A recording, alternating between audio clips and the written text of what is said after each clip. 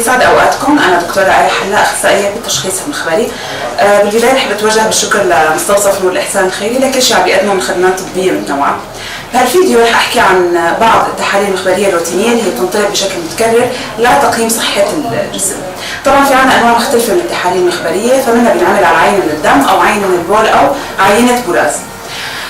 طبعا التحاليل المخبريه في عنا اهميه كبيره لعده اسباب. اول شيء اكيد هي بتساعد الطبيب بتشخيص الامراض والمشاكل الصحيه المختلفه. كمان بتراقب مسار المرض مع مرور الوقت. بتدعم الطبيب بوضع الخطه العلاجيه المناسبه للمرض وبتقيم استجابه الجسم لهالعلاج هذا. في كثير عوامل ممكن تاثر لنا على نتائج تحاليل الاختبار، مثل مثلا العمر، بعض الادويه، ممكن اذا المراه حامل كمان تاثر على نتائج بعض التحاليل، نوع الاطعمه، يعني عندنا بعض التحاليل تحتاج لانه المريض يكون صايم لعدد ساعات معينه قبل ما ناخذ منه عينه الدم. من التحاليل المخبريه الروتينيه المهمه جدا في عندنا تحليل CBC اللي هو اختصار للكومبليت بلاد كاونت. هذا النوع من التحاليل ما بيحتاج لاي تحضيرات مسبقه، يعني امتى ما اجى المريض نحن فينا ناخذ منه عين الدم ونعمل له تحليل CBC مباشره. تحليل CBC بيعطينا فكره شامله عن مكونات الدم، من كريات دم حمراء، كريات دم بيضاء، صفيحات دمويه، تركيز الخضاب، الهيماتوكريت. بالتالي بشخص لنا كثير امراض اهمها فقور الدم، الالتهابات، السرطان وغيرها. كمان التحاليل الروتينيه المهمه جدا في عنا تحليل السكر. طبعا هو بيقيس مستويات الجلوكوز في الدم، الجلوكوز يعني سكر، ممكن تكون مرتفعه او منخفضه عن المستوى الطبيعي لها. طبعا في حال كانت مرتفعه فهون المريض مؤهل انه يكون مريض داء سكري. في حال كانت منخفضه فهذا الشيء ممكن يسبب لنا مشاكل صحيه كبيره، مثل مثلا تلف الدماغ في حال ما تم علاجه.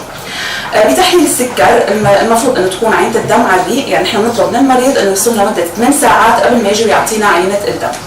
من تحاليل السكر كمان في عندنا تحليل الخضار السكري HbA1c. هذا التحليل بيقيس مستويات الجلوكوز في الدم خلال 2 ل 3 اشهر الاخيره.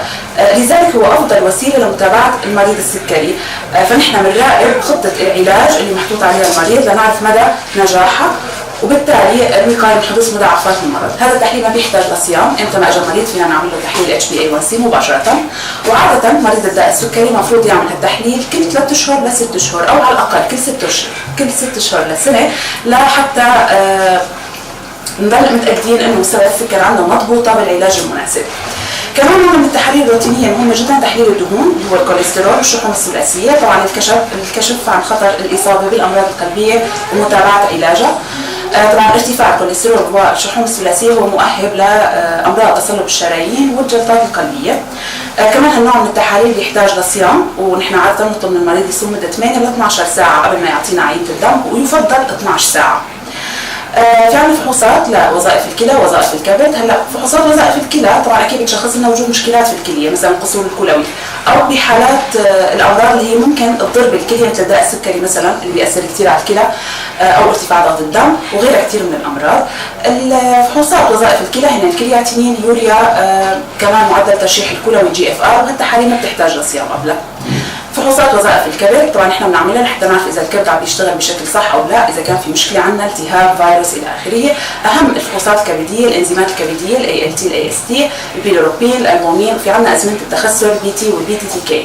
طبعا ازمنه التخثر هي بتقيس زمن تخثر الدم او زمن تجلط الدم، عاده تنطلب كثير من المرضى كبار السن او الاشخاص اللي هم مؤهبين لانه يصير في عندهم جلطات، او المرضى اللي سبق وصار معهم جلطات من قبل، لحتى نتفادى انه يصير في عندهم نزيف دموي في حال كان زمن التخثر عندهم اعلى من الحد الطبيعي. في عندنا كمان فحوصات مناعيه وفحوصات هرمونيه. الفحوصات المناعيه بتقيس الاجسام المضاده اللي بيصنعها الجسم كاستجابه لمسببات العدوى مثل البكتيريا، الفيروسات. طبعا هالفحوصات المناعيه هي بتعطي الطبيب معلومات هامه جدا عن اداء الجهاز المناعي بشكل عام للجسم، وكمان بتشخيص امراض المناعه الذاتيه. بالنسبه للفحوصات الهرمونيه طبعا كلنا بنعرف انه للهرمونات وظائف اساسيه كثيره بجسم الانسان، فاذا صار عندنا اي خلل هرموني بالجسم، سواء اصبح مستوى احد الهرمونات اعلى او اقل من المستوى الطبيعي له، فهذا الشيء رح يكون في له اثار خطيره على صحه الجسم ووظائفه. من الفحوصات الهرمونيه في عندنا هرمونات الغده الدرقيه مثل TSH، هرمونات الغده الكظريه مثل الكورتيزول، هرمونات تناسليه مثل التستوستيرون والبروجسترون، وهرمونات الغده النخاميه اللي هن هرمون النمو وهرمون الحليب او البرولاكتين. ننتقل هلا نحكي شوي عن تحليل البول والبراز. هلا بالنسبه لتحليل البول هو مجموعه من الاختبارات الفيزيائيه والكيميائيه والمجهريه اللي بتتم على عينه بول لحتى نقيس وجود بعض المواد في البول مثل مثلا السكر، البروتين، البيليروبين، اذا كان في عندنا كريات دم حمراء، كريات دم بيضاء، وجود جراثيم وغيرها. طبعا تحليل البول بيساعد بتشخيص ومراقبه العديد من الامراض مثل مثلا التهاب المسالك البوليه، او اذا كان في عندنا مشكلات في الكليه مثلا وجود حصيات في الكلى، وكمان بتقييم مدى خطوره الامراض اللي بتاثر على الكلى مثل ما قلت قبل شوي مثلا الداء السكري.